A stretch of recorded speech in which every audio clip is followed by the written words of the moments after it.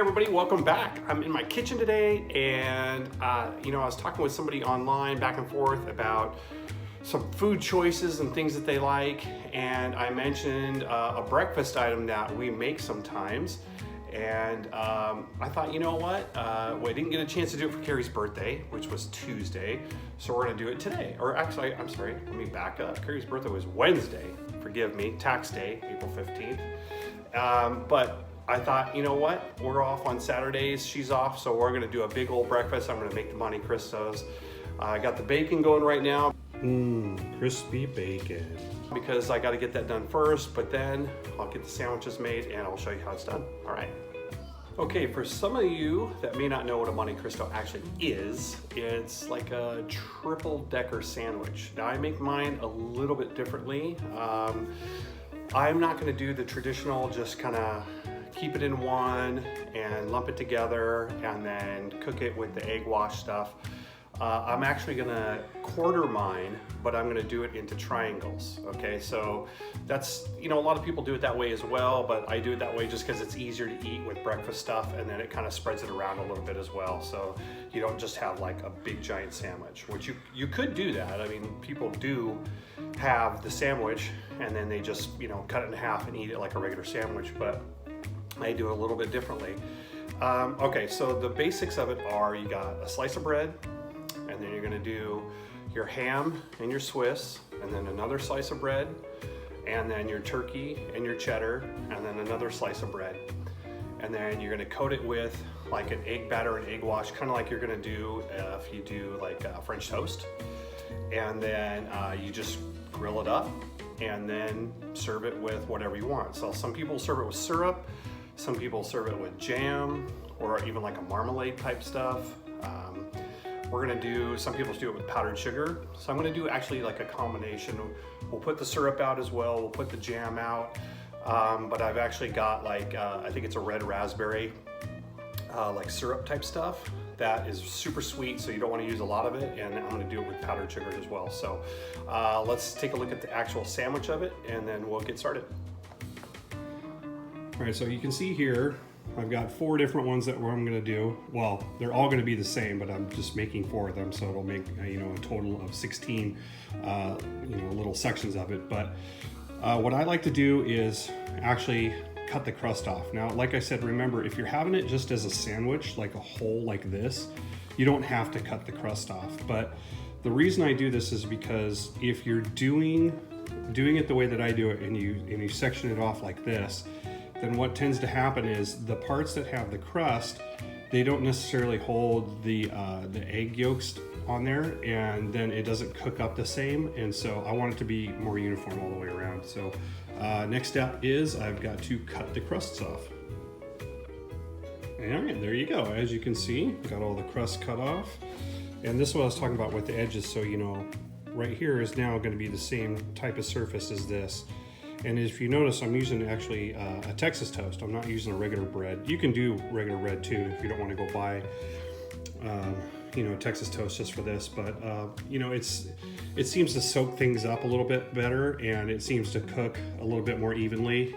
Sometimes what will happen is, if you get your sandwich made and then you go to cut it, bink like that, then what happens is when you start pressing down to try to cut, it'll compress your bread. If you've already got thin bread as it is, it just gets like super thin, and then when you go to put the stuff on it, it doesn't soak it up real good, and then it doesn't cook real evenly, and your stuff kind of spills out. I mean, it's gonna do it anyway, but I figure, counteract that as best I can, so we get the Texas toast. Okay, so now the next thing that you're gonna need is your meats, and you can actually do this in any combination that you want. You can make it higher end, and you can get fancy with it, and you can do stuff like, like a corned beef if you wanted to, with like a real tart Swiss if you felt like it. But I just try to stick with traditional stuff with like, a ham and Swiss and like a turkey and cheddar. So, and of course, however much you get is just going to be dependent on however much you're going to make. So we got the meats right there. We got the cheeses right here. Again, with cheeses, you could go like higher end, you could get like a Gouda or something like that. And you can kind of mix it up, and it'll just give you different flavors and different textures. You don't have to do it any certain way. It's basically just the concept of the sandwich that makes it like a Monte Cristo, okay? Okay, so as you might have guessed, you know, we want to keep a uniform shape, but the issue is, you know, meats and sometimes cheeses, they don't necessarily fit on there exactly the right way. So you think that this is going to be good, but you'll see it's hanging over the edge here. And so again, if you have this hanging over the edge and then when you go to cut it, it's not going to cook uniformly because it's not going to get the egg wash all over it. And therefore this cheese is going to be on the outside and it's going to get all burnt, which, you know, I guess if you like burnt cheese, it's fine. But what I tend to do is something like this. And again, forgive me, I'm doing one-handed here. So I just usually put it inside. And this is where the hard part of these come. This is why I do not make these very often, because the prep is ridiculously long on this stuff. And again, I'm taking a little bit longer, obviously, because I'm doing a video, but you can see that it's not necessarily the quickest and easiest thing to do, but it's worth it. The taste is worth it. So here's a little fun side note though. The reason I wanted to point this out, and I won't do any more of the sandwich because you'll be able to get the gist of it, but here's something cool is all this leftover stuff though, think about it. If you got littles in the house or yourself, you want little snacks, here you do. You're gonna have little bits of ham and cheese left over, and you'll have little bits of the turkey and the cheddar left over, and then check this out. So if you're gonna have kids and you're stuck indoors, and maybe you gotta get outside for a little bit, but you wanna keep your social distancing still, all the little pieces that you cut off, if you got a lake nearby, a park, something like that, it's got the ducks and maybe some fish in there, boom, you can feed those little guys. Just take little bits and pieces off and they can go and feed the animals and get outside with the kids, and then you can have some snacks to go with it, all right?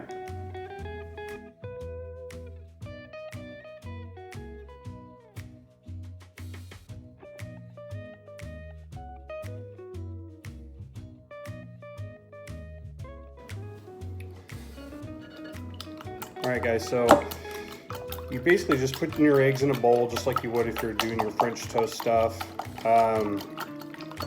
This is where you can get creative, okay? So again, if you're not doing it for breakfast, but you want to do it for lunch or something like that, you can put whatever you want in here, you know? You could put just, you know, regular old salt and pepper. You could put some spices. You can dress it up with however you're doing everything. For me, since we're doing a little bit of breakfast, I'm just gonna put some vanilla in. And I'm not gonna put too much, but just because I've got a lot of batter here, I mean, that's a lot. I'm gonna put, I don't know, probably a good couple teaspoons in. Maybe a little bit more, there we go. It should be good. And that's pretty much it. Simple and straightforward. And then what you do is you're gonna dunk it in here, and you're gonna put it, bang, immediately on the griddle, which is what I'm gonna be doing right here.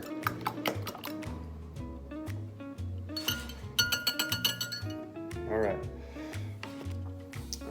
So now, the key to this though, which I didn't share before, and you might not be able to see it on here, but I've got a toothpick.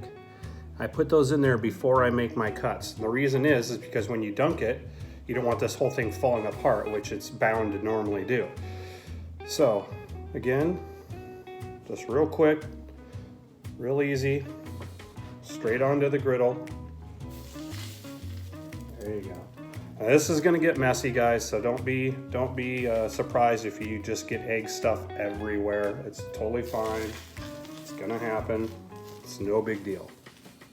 You got a nice coating on there. You see how, like, it already starts to fall apart, so you've got to have that toothpick in there, okay?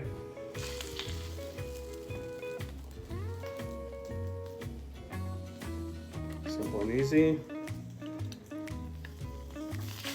Now remember too, how I was talking about if you have the thin bread and you don't use Texas toast, see how this was the bottom, see how that's more compressed than both of those?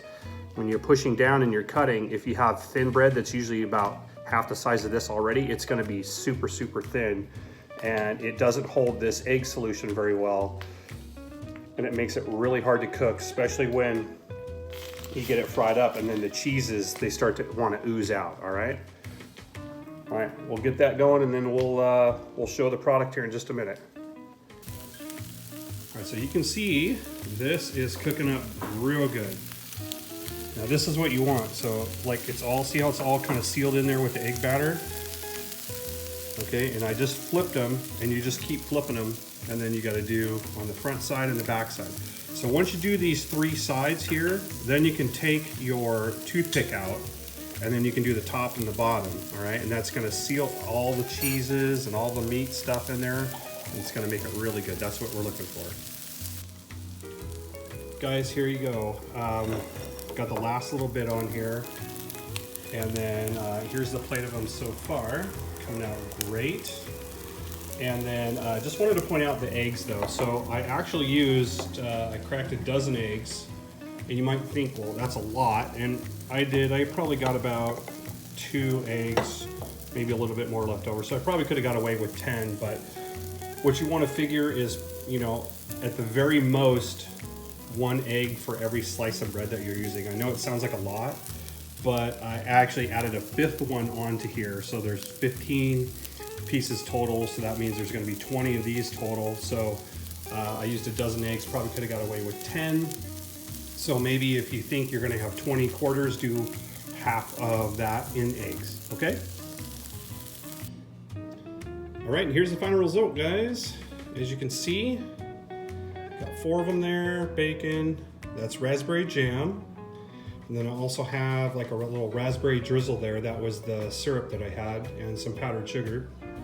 So this is all just stuff that we have on a regular basis, except for the raspberry drizzle stuff. That I got that specifically for some waffles a little while back, and I just used it. So nothing fancy that you have to buy, just some meat, some cheeses, some bread, some eggs, jam, and bacon, just regular old breakfast stuff. But you know, Monte Cristos, you can make them and they turn out pretty darn good. So let's test it out.